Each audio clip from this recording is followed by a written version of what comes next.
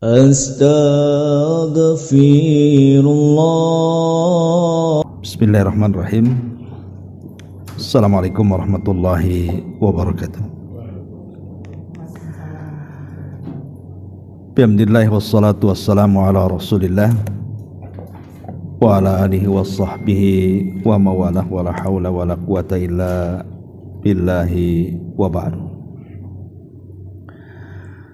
Alhamdulillah, segala puja dan puji hanya milik Allah subhanahu wa ta'ala. Salawat juga salam kita hadiahkan kepada Rasul kita Nabi besar Muhammad sallallahu alaihi wa ala alihi wasallam.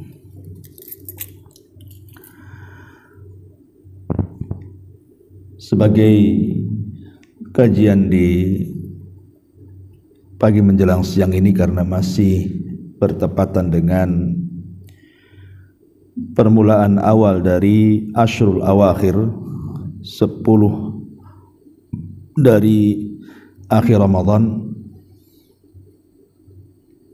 maka nasihat di siang ini kita akan menjelaskan tentang beberapa amalan yang harus kita lakukan selama berlalunya 10 akhir bulan Ramadan ini. Karena di istilah para ulama bahwa amal itu ditentukan akhirnya, bukan awalnya ataupun tengahnya. Makanya Nabi SAW mengatakan al-a'mal bi khawatimiha, amal itu ditentukan akhirnya. Dan akhir Ramadan itu ditentukan dengan 10 akhirnya. Karena inilah yang dijadikan sumpah dalam Al-Quran, wal fajri walayalin ashri, demi waktu fajar dan demi malam-malam yang 10. Sebagian ahli tafsir mengatakan maksudnya malam-malam yang 10 adalah ashrul awakhir min Ramadan, 10 akhir daripada bulan Ramadan. Dan tidak mungkin Allah subhanahu wa ta'ala bersumpah dalam Quran kecuali yang disumpahinya itu memang sangat istimewa. Ya, karena memang 10 akhir Ramadan itu sangat istimewa. Kenapa? Karena di situ ada satu malam yang disebutkan keistimewaannya dalam Al-Quran, dan tidak pernah Quran menyebutkan malam-malam yang lainnya dalam setahun, kecuali satu malam itu saja yang disebut dengan Lailatul Qadar. Ketika Allah subhanahu wa ta'ala tidak menyebutkan malam-malam dalam satu tahun kecuali satu malam saja dalam Quran yang disebut dengan Lailatul Qadar, dan itu masuk pada 10 akhir Ramadan, menunjukkan malam-malam di 10 akhir Ramadan itu sangat istimewa.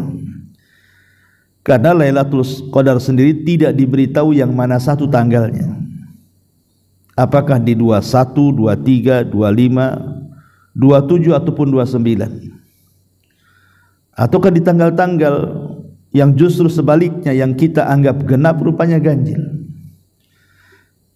Makanya kemudian para ulama memberikan arahan kepada kita untuk menghidupkan semua malam, baik yang kita anggap genap ataupun yang kita anggap ganjil, yang disebut dengan Ashru al-Awakhir, 10 akhir bulan Ramadan.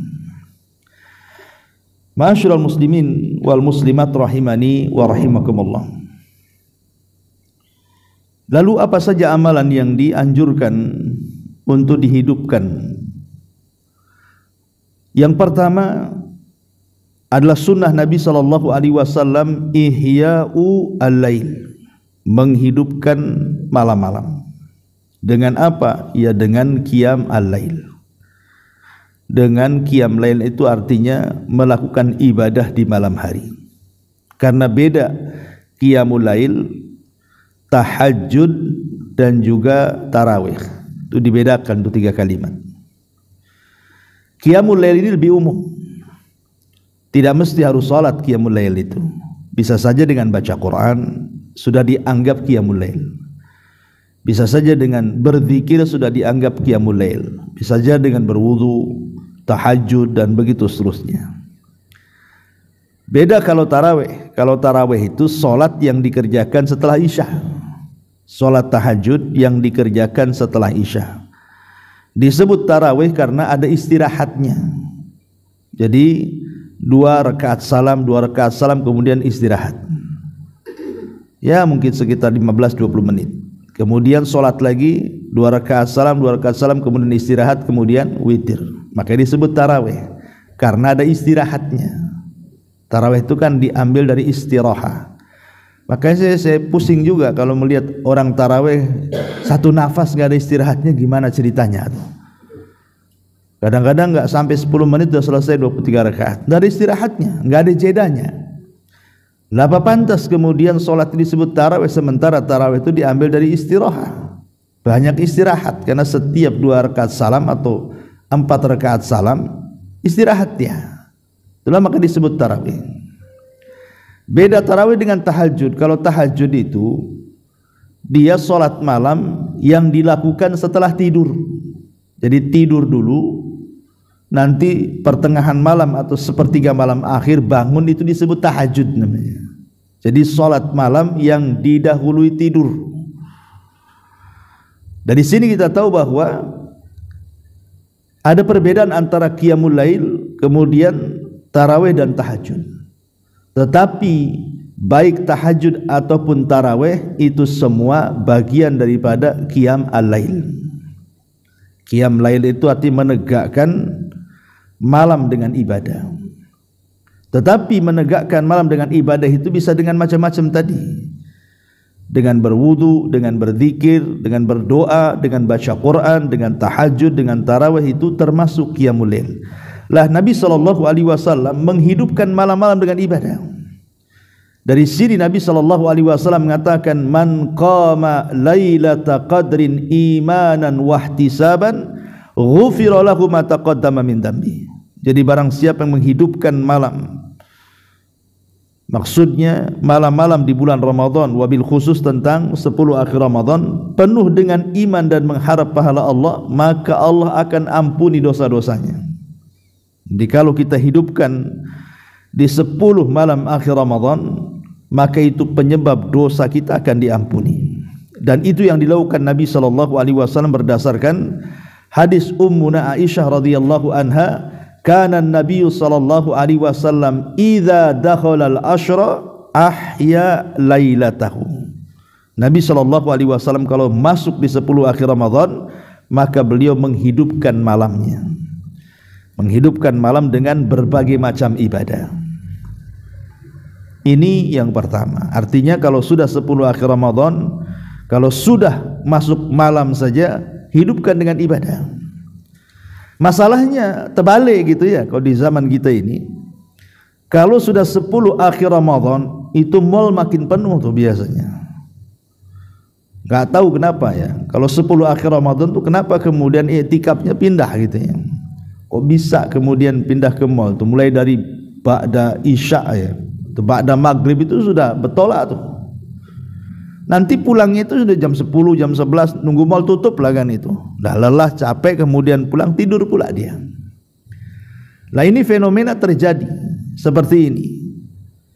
Entah mereka mencari kebutuhan karena persiapan menjelang Ramadan, atau entah kenapa, tapi kini kan menyelisih sunnah Nabi SAW. Kalaupun sebenarnya kita harus belanja di siang hari kan bisa, karena siang hari di bulan Ramadan tidak ada Lailatul Qadar. Lailatul Qadar itu kan ada di malam hari.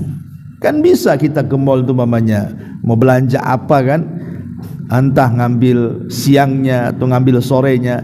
Jadi kalau sudah malam, nah ini fokuskan ibadah. Itu yang dilakukan Nabi SAW, ahya lailatahu. Dia hidupkan malamnya. Ini yang pertama. Kemudian yang kedua, dalam lanjutan hadis tadi, kata Ummul Mukminin Aisyah radhiyallahu anha, bukan hanya ahya lailatahu, tetapi wa aiqadha ahla. Ada lanjutan hadisnya, Nabi SAW menghidupkan malamnya dan membangunkan keluarganya. Dari sini ada amalan kedua, musyarakatul usyrati wal aulad fi adail ibadat. Melibatkan semua keluarga. Jadi bukan hanya kita para laki-laki, para suami yang mengejar keutamaan 10 akhir Ramadan itu, tetapi kalau bisa juga tanggung jawab kita juga melibatkan seluruh keluarga. Yang punya istrinya dilibatkan istrinya, yang punya anak dilibatkan anaknya, dan diarahkan mereka untuk ikut terlibat dalam ibadah. Makanya Nabi SAW digambarkan wa aiqadha ahla, dia bangunkan keluarganya. Jadi kita ini sebagai laki-laki, sebagai kepala rumah tangga, maka dianjurkan untuk melibatkan keluarga. Makanya kata para ulama, kalau bisa ringankanlah tugas para wanita itu setahun sekali. 10 akhir Ramadan itu ringankan tugas mereka. Karena kita laki-laki ini dalam bekerja, terutama di instansi tertentu kan ada cutinya tuh. Entah Sabtu entah Minggu kan libur gitu ya. Terkadang kita ini tidur 1 hari karena untuk merebahkan badan yang lelah 1 minggu kita bekerja. Tapi kan kaum wanita ini tidak ada cutinya kerjanya. Hari-hari dia harus kerja. Yang namanya nyapu, ngepel, masak, nyuci itu kan tidak ada cutinya tuh. Beda dengan laki-laki ada cutinya kan. Lah dari sini menunjukkan bahwa kalau sudah 10 akhir Ramadan dalam setahun ini, berilah keringanan kepada mereka untuk supaya bisa beribadah. Jangan pula suaminya khusyuk sholat tarawih Allahu Akbar gitu ya, istrinya nguap-nguap aja. Kenapa? Karena dia lelah gitu. Sama aja kegiatan dia di Ramadan, di luar Ramadan, di 10 akhir Ramadan, seolah-olah tidak ada bedanya. Makanya ringankan mereka. Sudahlah, tidak usah nyuci, nanti aja habis lebaran nyucinya. Numpuk tuh pakaian tuh, pakaian kotor 10 hari kan, ya dilondrikan. Ini tukang laundry muslimah juga, nggak mau buka juga, suaminya melarang. Cari laundry yang bukan muslim ya. Artinya beri keringanan ya. Kalau masak ya catering kan gitu, atau apalah saya kira bisa diakali supaya 10 akhir Ramadan itu sama-sama menikmati 10 akhir Ramadan, sama-sama memburu Lailatul Qadar begitu ya. Maksudnya baik istri ataupun anak-anak. Jadi sama-sama dapat Lailatul Qadar. Nah, itulah yang dianjurkan Nabi SAW, melibatkan semua keluarga untuk meraih keutamaan 10 malam akhir Ramadan. Ini yang kedua. Kemudian yang ketiga, kasratul ijtihad, memperbanyak ijtihad, kesungguhan. Disebutkan dalam sebuah hadis yang dikeluarkan Imam Muslim, kana Nabi sallallahu alaihi wasallam yajtahidu fi ashril awakhir ma la yajtahidu fi ghairi. Nabi sallallahu alaihi wasallam itu kalau sudah masuk di 10 akhir Ramadan, hari inilah kita ini kan udah masuk di tanggal 20 nih. Artinya sudah ada anjuran untuk mengejar Lailatul Qadar. Jadi Nabi SAW sangat bersungguh-sungguh di 10 akhir Ramadan yang ia tidak pernah lakukan di luar Ramadan. Sebenarnya Nabi SAW itu di Ramadan atau di luar Ramadan tetap orangnya bersungguh-sungguh. Di luar Ramadan ya sholat tahajud, masuk Ramadan juga sholat tahajud. Nabi itu tidak pernah meninggalkan sholat tahajud baik di Ramadan atau di luar Ramadan. Karena bagi Nabi SAW tahajud itu sebuah kewajiban. Beda kalau kita umatnya kan sunnah. Dan itu semenjak turun surah Al-Muzammil. Makanya surah Al-Muzammil itu surah yang aneh. Awalnya perintah, akhirnya menghapus perintah. Tetapi bagi umatnya tidak berlaku. Bagi Nabi SAW awalnya kan memerintahkan sholat tahajud, dan itu hukumnya wajib. Dulu sholat tahajud itu wajib bagi Nabi, bagi umatnya.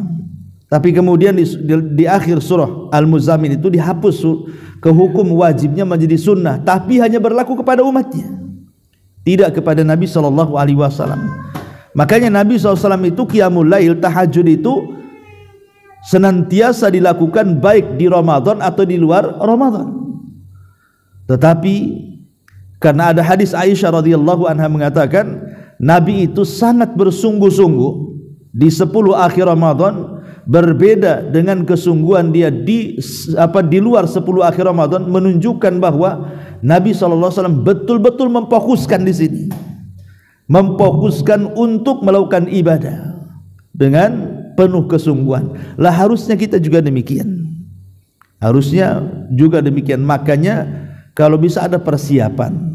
Persiapan itu mungkin dengan cara tidur siang supaya malamnya tidak ngantuk gitu ya. Supaya jangan banyak bergadang malam harinya. Supaya subuhnya juga dapat.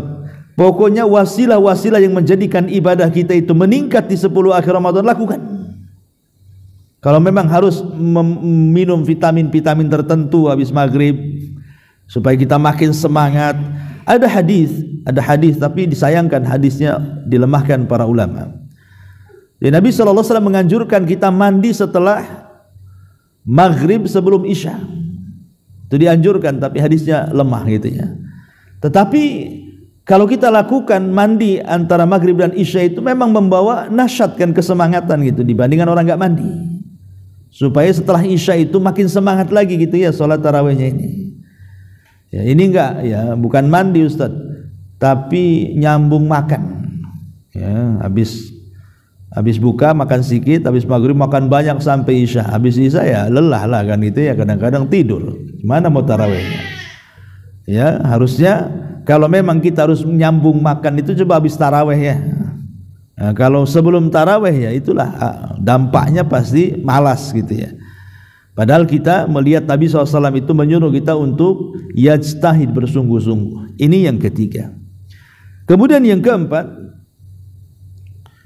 bahwa Nabi SAW menganjurkan untuk kasratu tilawatil Quran, memperbanyak membaca Quran. Karena Ramadan adalah bulan Quran, maka jangan pernah meninggalkan Al-Quran di bulan Quran, terutama di 10 akhir Ramadan. Kenapa? Karena di 10 akhir Ramadan inilah Jibril turun menemui Nabi SAW, kemudian tadarus Al-Quran. Terkadang Rasul yang membaca, Jibril yang mendengar. Terkadang Jibril yang membaca, Rasul yang mendengar.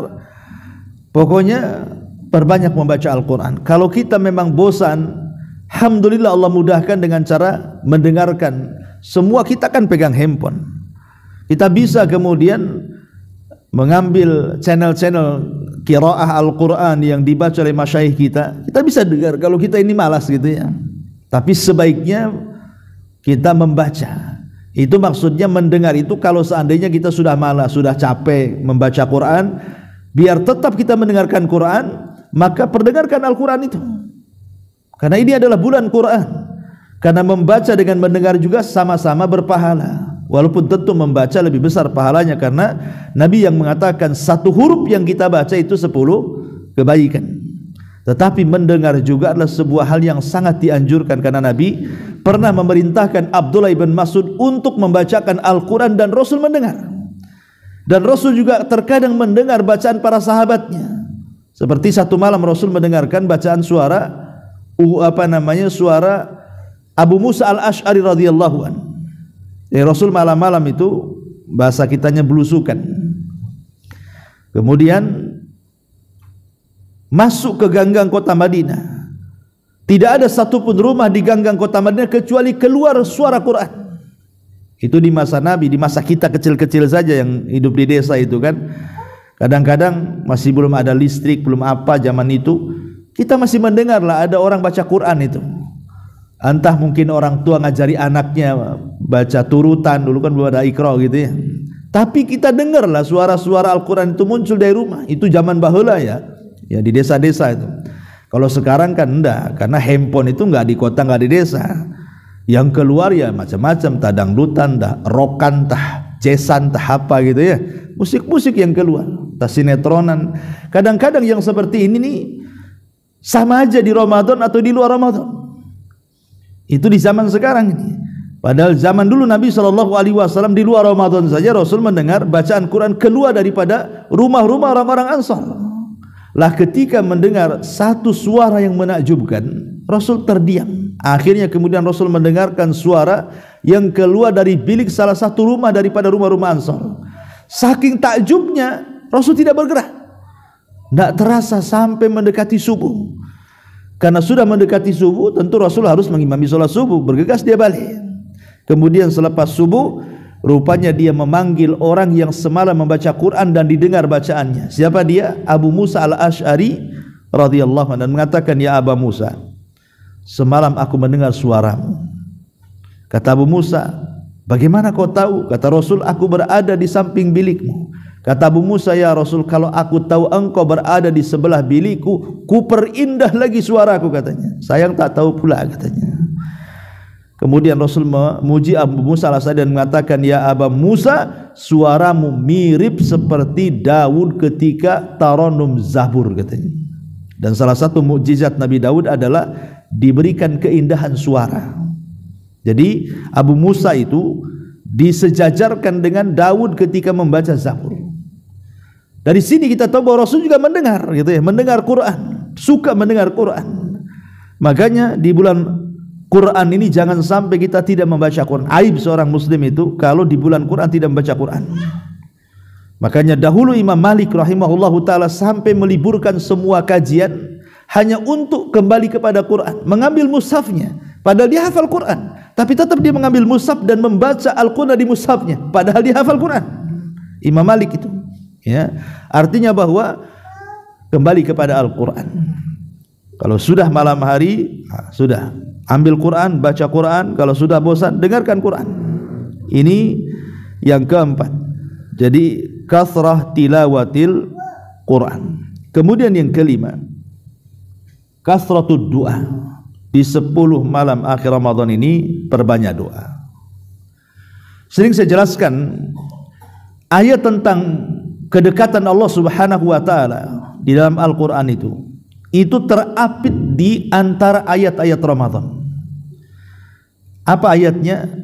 Allah Subhanahu wa taala mengatakan, wa idza sa'alaka ibadi anni fa inni qarib ujibu da'watad da'i idza da'an falyastajibuli wal yu'minu bi la'allahum yarshudun.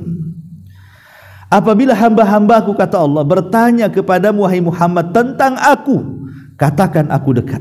Akulah yang mengijabah setiap doa orang yang berdoa kepadaku. Inilah satu-satu ayat yang menjelaskan dalam Quran itu tentang kedekatan Allah, di mana Allah Subhanahu wa taala saking dekatnya dengan kita, Allah mengabulkan setiap doa-doa kita. Ini satu-satunya ayat yang menjelaskan kedekatan Allah, dan satu-satunya ayat yang menjelaskan bahwa kedekatan Allah dengan cara mengabulkan doa orang yang berdoa kepadanya. Ayat ini kalau kita baca, ya, itu terdapat dalam surah Al-Baqarah dan terapit di antara dua ayat setelah dan sebelumnya cerita Ramadan. Ayat yang pertama, ayat sebelumnya bicara soal syahrul Quran, syahrul Ramadan alladzi unzila fihil Quran. Kemudian ayat terakhir bicara tentang hukum melakukan hubungan suami istri di malam hari Ramadan. Uhillat lakum lailatas siyam arrafathu ila nisaikum. Dihalalkan bagi kalian suami istri untuk melakukan hubungan di malam hari. Lah tengah-tengah di antara dua ayat ini adalah ayat kedekatan Allah dengan kita. Yang Allah katakan, ya Muhammad, kalau hamba-hambaku bertanya soal aku, katakan aku dekat. Akulah yang mengijabah setiap doa yang berdoa kepadaku. Allah itu senantiasa dekat sebenarnya di Ramadan atau di Ramadan kepada kita. Tetapi di Ramadan jauh lebih dekat lagi, dan lebih dekat lagi di 10 akhir Ramadan. Lebih dekat lagi dengan kita di 10 akhir Ramadan. Dan di antara khususnya amalan Ashrul Awakhir, amalan tentang 10 akhir Ramadan, dan lebih khusus lagi tentang khususnya malam Lailatul Qadar adalah Lailatul Istijabati Doa. Bahwa malam Lailatul Qadar itu malam di mana doa-doa kita dipastikan diijabah Allah Azza wa Jalla. Perhatikan hadis. Aisyah radhiyallahu anha ketika bertanya kepada Nabi sallallahu alaihi wasallam, "Ya Rasulullah, in adraktu lailatal qadri famadza aqul?" Rasul, kalau aku mendapatkan malam Lailatul Qadar, kira-kira apa yang harus aku baca? Jadi Aisyah radhiyallahu anha mengatakan kepada Rasul, kalau seandainya malam ini aku dapat di Lailatul Qadar, kira-kira apa yang harus aku baca? Apakah baca Quran, ataukah baca zikir, ataukah doa, atau baca apa? Apa kata Nabi SAW? Rasul tidak menganjurkan untuk memperbanyak solat. Rasul tidak menganjurkan untuk memperbanyak baca Quran. Rasul tidak menganjurkan untuk memperbanyak ibadah-ibadah yang lainnya. Tapi Rasul menganjurkan untuk memperbanyak doa.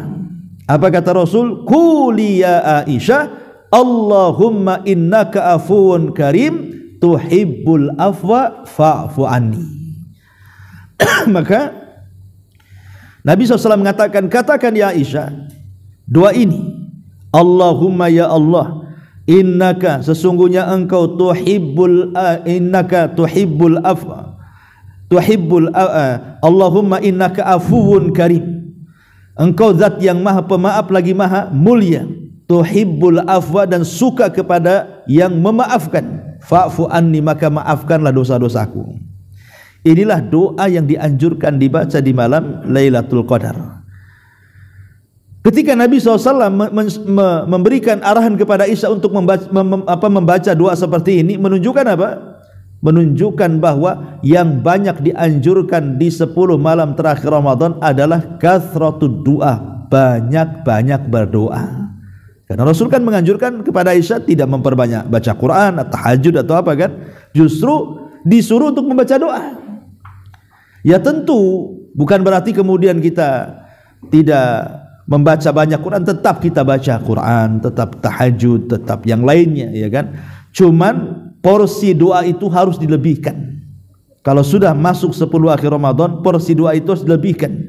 Terutama doa yang dianjurkan Nabi SAW dibaca untuk mendapatkan malam Lailatul Qadar. Allahumma innaka afuwun karim, tuhibbul afwa fa'fu anni. Kenapa kemudian doa ini? Ini doa ini luar biasa. Karena kalimat afun ini salah satu kalimat yang berbeda dengan kalimat istighfar. Sama-sama minta ampun sebenarnya. Fa'fu anni itu sama-sama minta ampun, sama dengan Allahumma gfirli.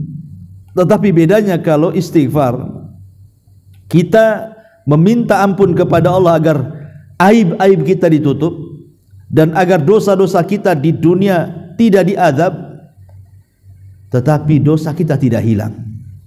Beda dengan kalimat fa'fu anni. Fa'fu anni ini ketika kita meminta maaf kepada Allah, meminta ampun akan dosa-dosa kita, bukan hanya diampuni tapi dihilangkan dosa-dosanya. Itu bedanya. Kenapa kemudian menggunakan kalimat fa'fu anni? Tentu bukan doa ini saja, ya. Kalau bisa doa-doa yang lainnya kita panjatkan, terutama doa-doa yang merangsang kita untuk beribadah kepada Allah Azza wa Jal dan membuat kita istiqomah. Seperti mamanya doa selepas solat yang diajarkan Nabi SAW kepada Mu'adz bin Jabal. Apa doanya? Ya Mu'adz, la tada'anna dubura kulli salatin an taqula Allahumma inni ala dzikrika wa syukrika wa husni ibadati. Wahai Mu'adz, jangan kau tinggalkan doa ini selepas solatmu. Setelah Nabi SAW mengatakan, wahai Mu'adz, demi Allah aku mencintaimu, demi Allah aku mencintaimu, kata Rasul, jangan kau tinggalkan doa ini selepas solatmu. Apa doanya? Allahumma inni ala dzikrika wa syukrika wa husni ibadatik. Ya Allah, tolong aku, bantu aku agar aku bisa mengingatmu dan bersyukur kepadamu dan memperbaiki ibadahku kepadamu. Doa ini adalah doa taufik. Minta kepada Allah taufik agar kita bisa berzikir, agar kita bisa bersyukur, agar kita bisa memperbaiki ibadah kita. Karena kalau bukan taufik dari Allah, tidak mungkin kita ini banyak berzikir, banyak bersyukur, memperbaiki ibadah kan. Semua itu kan karena taufik. Termasuk kaki-kaki antum yang melangkah ke sini itu kan karena taufik. Kalau tidak ada taufik, mana bisa melangkah ke sini? Ya, jadi setiap ibadah yang kita lakukan itu tidak mungkin dilakukan kecuali dengan taufik dari Allah. Makanya minta taufik kepada Allah. Allahumma inni, ya Allah bantu aku, tolong aku, gitu ya, agar aku bisa berzikir kepadamu, bersyukur kepadamu, dan memperbaiki ibadahku kepadamu. Dan ini sangat dihajatkan di 10 akhir Ramadan. Kita mendapatkan taufik supaya betul-betul kita bisa ijtihad dalam beribadah di 10 akhir Ramadan supaya kita mendapatkan malam Lailatul Qadar. Ini juga Penting membaca doa-doa seperti ini. Atau memperbanyak kalimat la haula wala quwata illa billah. Ya, dan harus yakin ya. Jangan sekedar di lisan saja la haula wala quwata illa billah, tapi yakin. Yakin dengan sabda Nabi, yakin dengan akibatnya, yakin dengan Allah Subhanahu wa taala ketika kita membaca supaya ada pengaruhnya. Doa itu supaya ada pengaruhnya. Kalau enggak yakin ya enggak ada pengaruhnya nantinya. Mungkin bahasa kitanya harus ada sugesti lah. Ya, kenapa kita umpamanya minum obat tertentu bisa sembuh? Sebenarnya namanya obat itu, apalagi tidak ada nas Al-Quran dan Sunnah, hanya sekedar penelitian para dokter, itu kan bisa menyembuhkan, bisa tidak.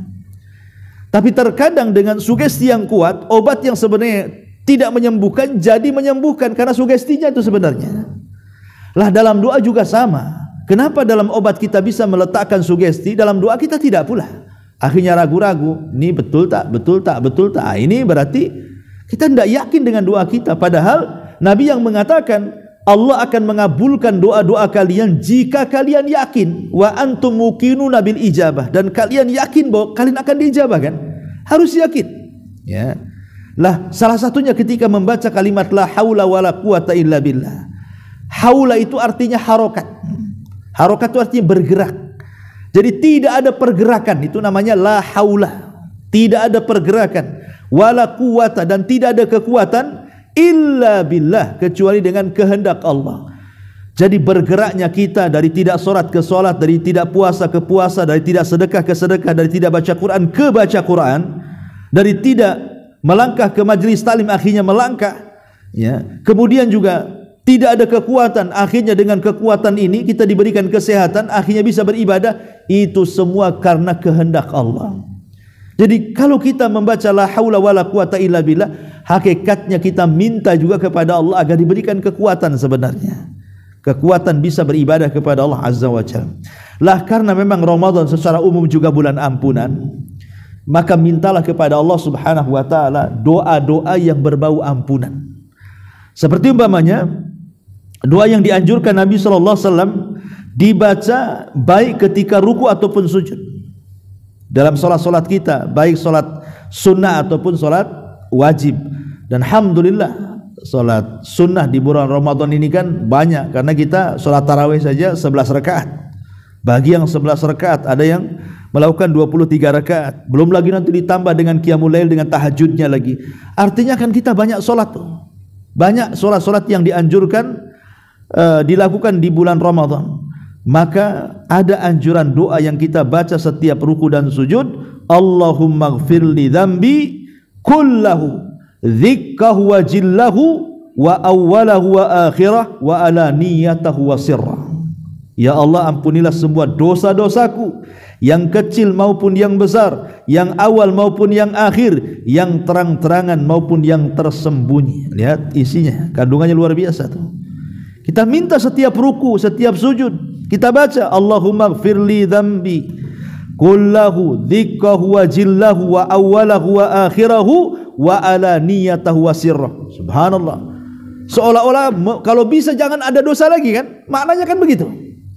Ya, coba perhatikan maknanya. Ya Allah, ampunilah semua dosa-dosaku, yang kecil maupun yang besar, yang awal maupun yang akhir, yang terang-terangan maupun yang tidak terang-terangan. Akhirnya kan minta kepada Allah semua dosa Allah diampuni kan?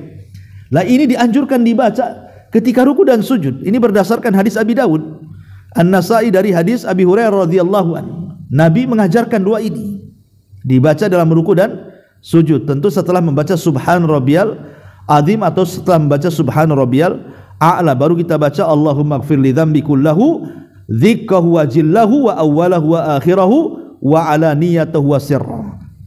Supaya dosa-dosa kita diampuni di bulan Ramadan kan. Dan doa-doa yang lainnya, doa minta hidayah ya, ataupun doa minta supaya ditolak bala dan begitu seterusnya, maka ini juga doa-doa yang dianjurkan dibaca di 10 akhir Ramadan. Mumpung kita berada di 10 akhir Ramadan, dan mumpung kita berada di bulan istijabati doa 10 akhir Ramadan, kapan lagi? Nunggu 10 akhir Ramadan tahun depan? Ya kalau dapat, kalau tidak, sesuatu yang telah berlalu tidak mungkin kembali. Sesuatu yang akan datang mustahil dan belum tentu kita meraungi. Yang sekarang inilah yang mungkin bisa kita lakukan. Itulah yang disebutkan oleh Hasan Al-Basri rahimahullahu taala. Ini di antara hal-hal yang dipahami dilakukan di 10 akhir Ramadan, kathratu doa, memperbanyak doa.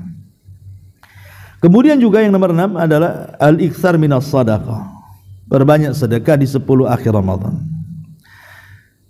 Sering saya logikakan kan, contoh-contoh kepada antum semuanya, ibu bapak yang dimuliakan Allah Azza wa Jalla. Kita tahu bahwa di antara keistimewaan malam Lailatul Qadar berdasarkan nas Quran ya, Allah mengatakan apa? Khairun min alfi syahrin kan. Dia lebih baik daripada 1000 bulan. Bukan setara, lebih baik. Ya, kalau setara berarti kan sama. Malam Lailatul Qadar sama dengan 1000 bulan kan. Tapi bahasa Quran bukan setara tapi lebih baik.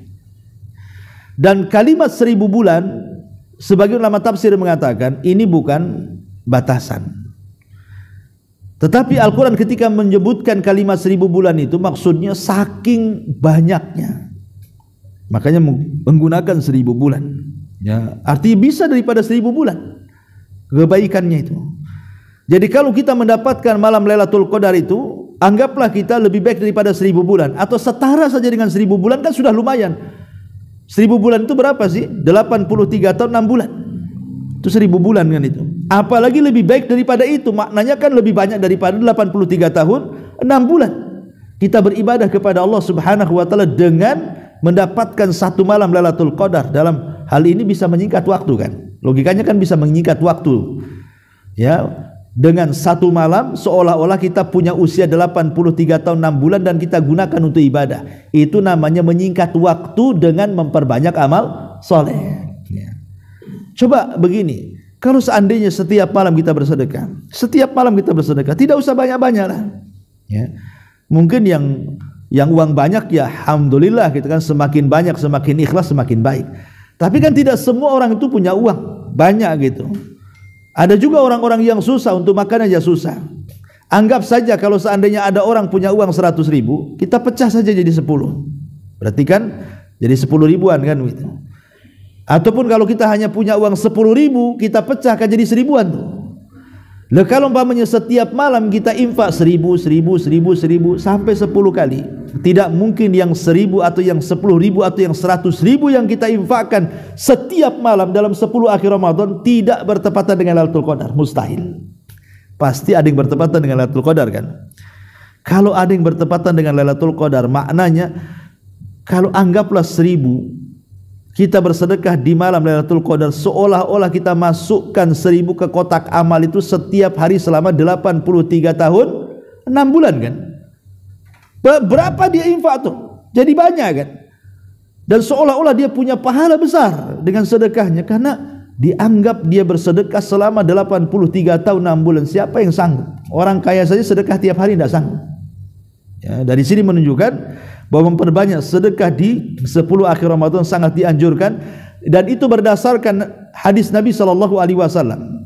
Aisyah radhiyallahu anha mengatakan, "Kana Nabi sallallahu alaihi wasallam ajwadun nas wa ajwadu ma yakunu fi Ramadan hina yalqahu Jibril." Rasul itu dasarnya sudah dermawan, tetapi Rasul lebih dermawan lagi apabila masuk bulan Ramadan, terutama ketika berjumpa dengan Jibril. Kapan berjumpa dengan Jibril? Ya 10 akhir Ramadan. Karena Lailatul Qadar di situ. Jadi makin akhir Ramadan itu makin dermawan Nabi itu. Bahkan kedermawanan Nabi melebihi angin mursalah, angin yang menghembus. Jadi luar biasa ini. Jadi ini juga di antara amalan yang sangat dianjurkan Nabi SAW, kathratu as-sadaqah, memperbanyak sedekah. Kemudian juga di antara amalan yang dianjurkan di 10 akhir Ramadan, dan ini inti daripada semua amalan. Inti daripada semua amalan yang harus kita amalkan di 10 akhir Ramadan adalah taharri Lailatul Qadri.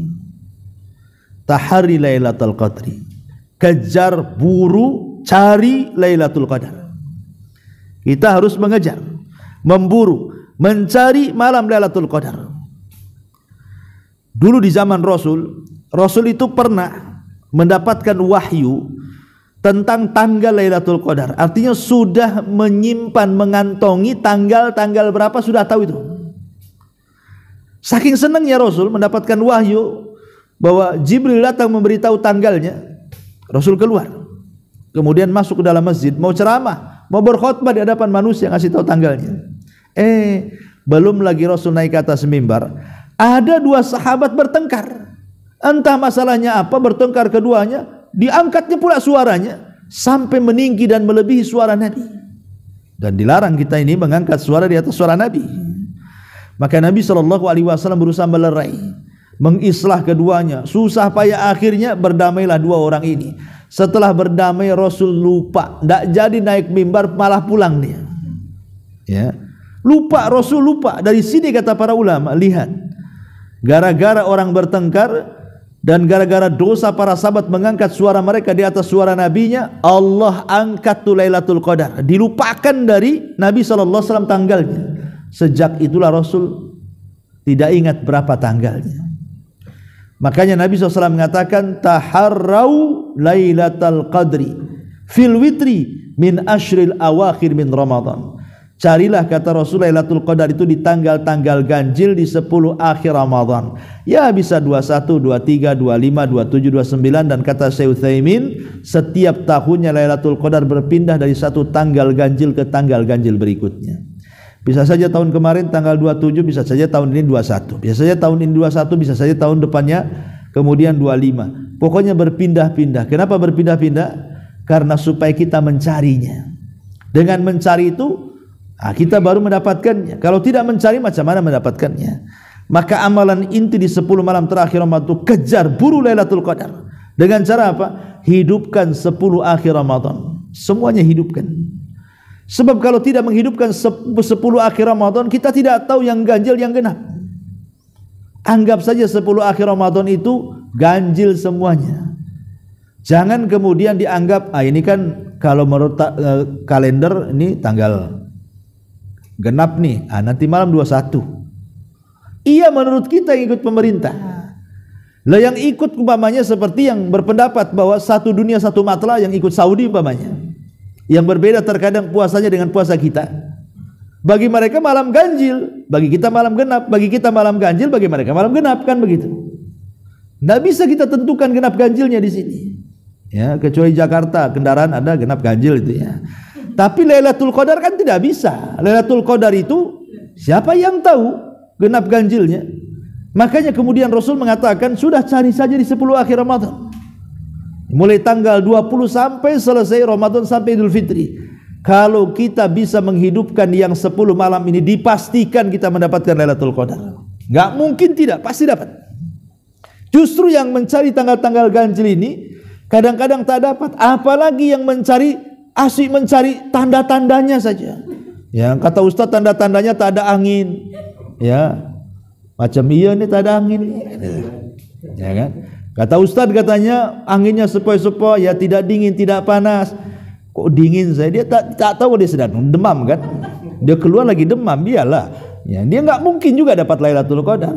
Jadi ada orang yang menyibukkan mencari tanda-tanda, lihat ke atas, lihat ke bawah, nggak akan dapat. Ya, jangan mencari tanggal ganjil, jangan mencari tanda-tanda, hidupkan saja, pasti mendapatkan Lailatul Qadar. Makanya di sini kata para ulama, ini yang terakhir, amalan yang bisa mendapatkan atau mendorong kita mendapatkan Lailatul Qadar adalah i'tikaf. Kalau kita ingin mendapatkan Lailatul Qadar, i'tikaf. Ya, i'tikaf itu ya tidak harus 1 hari, 1 malam gitu ya. Ya kalau kita memang ya punya waktu luang untuk itu, lebih baik seperti sunnah Nabi. 10 akhir Ramadan tidak keluar dari masjid kan itu. Ya, tetapi kan i'tikaf itu bisa kita gunakan 2 jam, 3 jam, 4 jam. Kesibukan kita selesai di malam hari, kita datang ke masjid menyengaja, sholat tarawih, setelah sholat tarawih kita mengaji dan begitu seterusnya. Entah dapat sejam 2 jam, yang penting i'tikaf. Karena i'tikaf itu sunnah muakkadah, bukan sunnah biasa. Nabi tidak pernah meninggal i'tikaf sampai mati.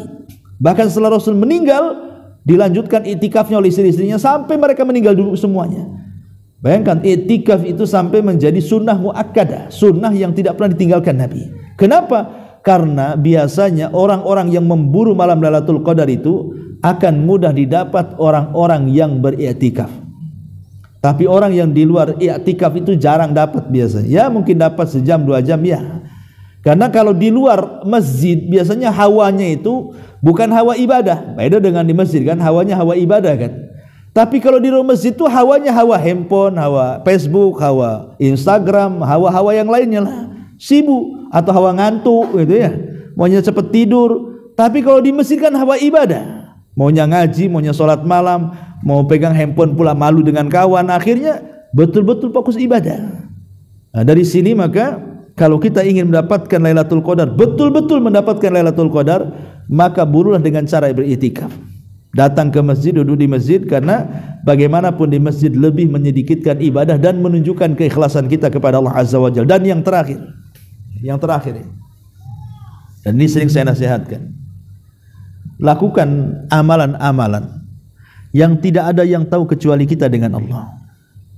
Di 10 malam terakhir Ramadan itu lakukan ibadah yang tidak ada yang tahu kita kecuali dengan Allah saja. Salat tarawih kan jamaah nampak orang, ya, salat wajib juga jamaah bagi laki-laki nampak orang, ataupun ngaji Quran rame-rame di masjid nampak orang, atau mungkin di rumah juga nampak keluarga. Ya, cobalah cari amalan-amalan itu yang tidak ada yang tahu kecuali kita dengan Allah saja di 10 akhir Ramadan tuh. Pamannya selain daripada tarawih ya, habis isya malam, entah sepertiga malam akhir, entah separuh malam, sholatlah kita 2 rakaat. Jangan ada yang tahu. Cukup kita dengan Allah saja. Tahajud kita kepada Allah 2 rakaat, cukup kita dengan Allah yang tahu. Atau sedekah, tidak ada yang tahu kecuali kita dengan Allah Azza wa Jalla. Atau ibadah apapun, entah zikir, entah istighfar, entah apa gitu ya, yang tidak ada yang tahu kecuali Allah, untuk menunjukkan bahwa ada keikhlasan dalam ibadah. Kata Rasul, man istata'a minkum an yakuna lahu khab'an falyaf'al. Barang siapa di antara kalian yang ingin mendapatkan amalan yang tidak ada yang tahu kecuali kita dengan Allah, lakukan. Ya, makanya 2 rakaat paling indah di 10 akhir Ramadan adalah 2 rakaat yang tidak ada yang tahu yang kita lakukan kecuali kita dengan Allah Subhanahu wa taala. Itu menunjukkan keikhlasan kita kepada Allah Subhanahu wa taala. Ini di antara amalan-amalan yang dianjurkan kita lakukan di 10 akhir Ramadan. Wallahu alam, sebenarnya masih banyak ya, tapi kalau saya terus ngomong ini makin kering ya kan. Masalah nggak ada irigasi di Ramadan nunggu maghrib. Kita buat tanya jawab saja sebentar, baru kita tutup, silahkan. Nah, kalau Lailatul Qadar itu ada jam tertentu atau 2 jam ini kita ketika pulang dari masjid atau bagaimana? Lailatul Qadar itu waktu malam itu kan dzaraf namanya, menunjukkan waktu, bukan tempat. Ya, kalau tempat itu kan berarti kalau nggak di masjid nggak dapat, itu namanya tempat. Kalau waktu itu di mana saja dapat, di masjid atau di luar masjid. Dan ketika kita membaca suratul Qadar dan kita telah tafsirnya, dalam surah Al-Qadar itu Allah tidak menyebutkan permulaannya, tapi Allah menyebutkan akhirnya saja. Hiya hatta matla'il fajr. Hanya disebut akhirnya, berakhir di waktu fajar. Tapi awalnya kan tidak disebutkan. Hanya inna anzalnahu fi lailatul qadr wa ma adraka ma lailatul qadr. Lailatul qadri dan disebutkan hanya malam. Kalimat malam sendiri menjadi khilaf ulama. Ya. Malam ini kapan dimulainya? Karena ada yang memahami malam itu dimulai di waktu asar, ada yang memahami malam itu dimulainya di waktu maghrib. Yang mana satu nih kalimat malam ini? Bagi yang mengatakan bahwa malam itu dimulai dari waktu asar karena berdasarkan hadis. Kata Nabi SAW, yata'aqabuna fikumul malaikah malaikatul laili wa malaikatul nahar wa yajtami'una fi salatil asri wa salatil fajri. Allah menugaskan malaikat-malaikat untuk mencatat kebaikan di malam hari dan mencatat kebaikan di siang hari, dan berjumpanya di 2 salat. Pertama salat asar, yang kedua salat subuh. Menunjukkan bahwa malam itu dimulai dari asar, diakhiri waktu subuh berdasarkan hadis ini ya. Tapi ada yang mengatakan malam itu dimulai dari terbenam matahari. Makanya kita dilarang untuk mengeluarkan anak-anak kita di dekat maghrib, karena itu sudah waktu malam, kata Rasul. Disitulah ya ta'ala abu syaitan, setan bermain-main di situ. Kalau memang harus dikeluarkan, keluarkan setelah isya, kata Rasul. Jadi maghrib ke isya jangan dikeluarkan anak-anak. Kalau mau dikeluarkan nanti habis isya, karena setan sudah tidak bermain-main lagi. Dari sini ada yang mengatakan malam itu ketika terbenam matahari. Tapi saya pribadi wallahu alam cenderung kepada pendapat yang pertama bahwa malam itu dimulai dari waktu asyar kemudian diakhiri dengan waktu fajar. Berarti kalau kita praktekkan dengan Lailatul Qadar, jadi Lailatul Qadar itu kalau sekarang di 10 akhir Ramadan berarti asar saja sudah dianggap malam. Ya. Berarti sudah masuk Lailatul Qadar tuh sampai waktu fajar. Maka dari sekarang nih tanggal 21 nih, maka mulai setelah asar maka lakukan banyak ibadah, entah zikir, entah istighfar, entah sedekah, entah baca Quran, entah bertasbih, bertahlil, apalah sebutkan sampai malam hari, sampai waktu fajar. Ya, ada yang memang Allah berikan taufik bisa dia menghabiskan waktu dari asar sampai fajar. Betul-betul dihabiskan 15 jam umpamanya kan. Tapi ada juga yang enggak bisa. Mungkin karena kesibukannya, kecapeannya.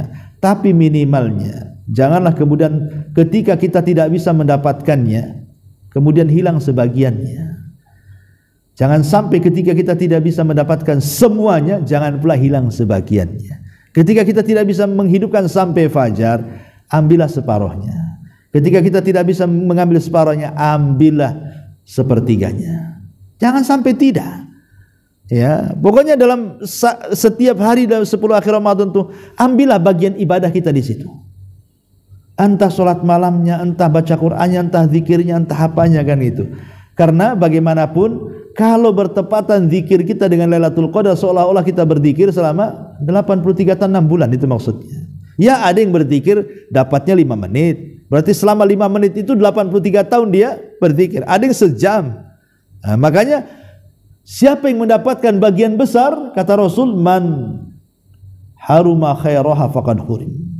Barang siapa yang diharamkan sama sekali tidak mendapatkan kebaikan malam itu, maka selamanya tidak akan mendapatkan kebaikan. Jangan sampai kita tidak mendapatkan kebaikan selamanya gara-gara tidak tahu keutamaan Lailatul Qadar. Ada orang itu subhanallah dia menghidupkan malam Lailatul Qadar, memang enggak tidur sampai fajar, tapi bukan itu ibadah. Begadang kan begitu ya, nonton bola, begadang. Si baik Piala Dunia enggak di 10 terakhir Ramadan kan itu. Ya macam-macam lah pokoknya. Ya. Nah ini apa dapat Lailatul Qadar? Iya, dia begadang di malam Lailatul Qadar, tapi dia tidak mendapatkan Lailatul Qadar. Hanya begadangnya saja. Intinya bahwa Lailatul Qadar itu waktu, bicara soal waktu. Ya, ada yang mendapatkan sejam, 2 jam, 3 jam. Ya, pahalanya pun sesuai dengan waktu yang dia dapati kan. Semakin banyak waktu yang dia ambil dalam ibadah, semakin banyak pula dia mendapatkan Lailatul Qadar. Lailatul Qadar itu bukan benda yang kita temukan. Kalau nemu benda itu Lailatul Qadar, umpamanya kita lagi jalan nemu dompet, menemu Lailatul Qadar, itu dompet orang. Ya, bukan itu. Lailatul Qadar itu waktu, sehingga siapa yang memanfaatkan waktu dialah yang mendapatkan Lailatul Qadar. Wallahu a'lam. Satu lagi Ustaz. Iya. Kalau misalnya bersedekah itu kita untuk keluarga atau buat diri sendiri? Ya, diniatkan untuk semuanya kalau bisa ya. Sedekah itu kalau bisa diniatkan untuk diri sendiri dan keluarga. Itu lebih baik melibatkan orang lain, baik yang masih hidup ataupun yang sudah meninggal. Karena membagikan pahala itu bukan seperti membagikan uang dalam dompet. Kalau membagikan uang dalam dompet, dibagi 1 juta hilang 1 juta, dibagi 2 juta hilang 2 juta. Kalau bagi pahala itu tidak akan berkurang pahala yang kita dapat. Umpamanya kita punya pahala 1000, dibagikan ke orang lain 1000, tetap 1000 itu ada pada diri kita. Itulah bedanya pahala itu. Makanya ada istilah apa? Man fattara sha'iman kana lahu ajru sha'im ghaira an yanqusa min ajri sha'imi syai'un. Siapa yang memberi makan orang yang berpuasa, dia dapat pahala puasa dia. Tapi apakah kemudian pahala puasa dia hilang? Enggak, tanpa mengurangi pahala dia. Artinya pahala tetap. Nah, itulah bedanya pahala dengan uang di sini. Kalau uang kita keluarkan habis. Tapi kalau pahala kita keluarkan ya tetap saja pahala segitu. Maka bersedekahlah untuk diri sendiri dulu, baru kemudian diniatkan untuk orang lain. Apalagi diniatkan untuk orang tua yang sudah meninggal. Ya, karena